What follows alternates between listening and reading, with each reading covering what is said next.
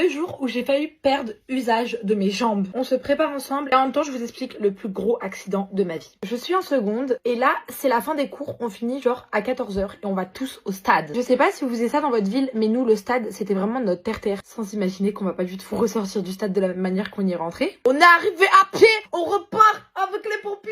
Prochainement je peux pas mettre ça. Du coup on arrive tous au stade, on est vraiment tous pompés up. C'est l'été donc je vous laisse imaginer comment il fait beau, vous savez très bien l'ambiance. Il faut savoir aussi que moi j'ai fait 3 ans de foot quand j'étais petite. Donc mademoiselle au stade n'est pas assise. Donc du coup je jouais à un jeu avec un pote à moi. Je sais plus comment le jeu s'appelle, du volley avec les pieds avec une barrière entre nous. Étant donné que c'était la jungle, j'ai un ami à moi qui a le malin plaisir de faire du scooter dans le stade. Et quand on est petit, on n'est pas très conscient, on trouve pas ça trop grave. C'était vraiment le bike life originel.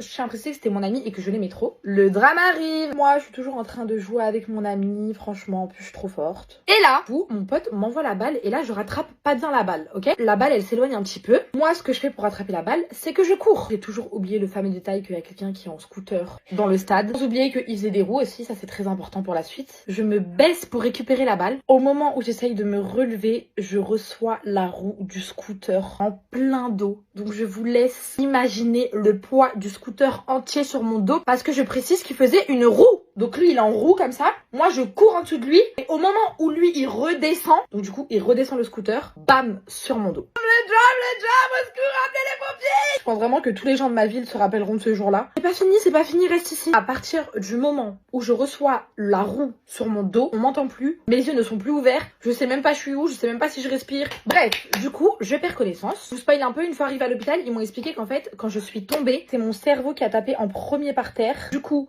moi j'ai sûrement très mal au dos, mais là le plus important c'est mon cerveau. C'est donc pour ça que j'ai perdu connaissance, parce que mon cerveau en fait il allait dans tous les sens. Même quand j'étais petite, j'étais loyale en fait, j'ai toujours été loyale. Les gars, c'est pas bien, ne suivez pas cet exemple. Étant donné qu'il venait de faire un accident, qu'il avait pas d'assurance, que la police arrivait sur place, là je peux vous assurer qu'il était dans la merde. Cette même personne là a décidé de s'éclipser. Je le prends pas du tout comme un abandon, mais plutôt comme une sécurité pour lui. Vient le moment où la police arrive et qui demande qui a fait ça. De ce qu'on m'a expliqué après, ils s'étaient tous mis d'accord pour ne pas dire que c'était cette personne. Moi à ce moment-là je suis encore par terre à sèche, je sais pas je suis sur quelle terre mais à mon avis j'étais sur Neptune. Et de là les secours arrivent donc je monte dans le camion. Au bout de 30 minutes de route je commence un petit peu à me réveiller, à me demander ce qui m'arrive, etc. Vous savez quand vous perdez connaissance, au moment où vous allez bientôt vous réveiller, vous avez une oreille, vous entendez ce qui se passe. J'entends ma mère dire on va porter plainte, au-delà du fait que son acte est très très grave. La première chose que j'ai dit en me relevant c'est on ne va pas porter plainte contre, on va l'appeler X. On ne va pas porter plainte contre X. La première phrase que je dis c'est ça. On arrive à l'hôpital, je suis vraiment dans un brancardier comme ça, genre je n'arrive pas à bouger. La famille de l'individu qui m'a tamponné est venue à l'hôpital. Bon, malheureusement, vraiment sous le coup des nerfs, ma famille a refusé totalement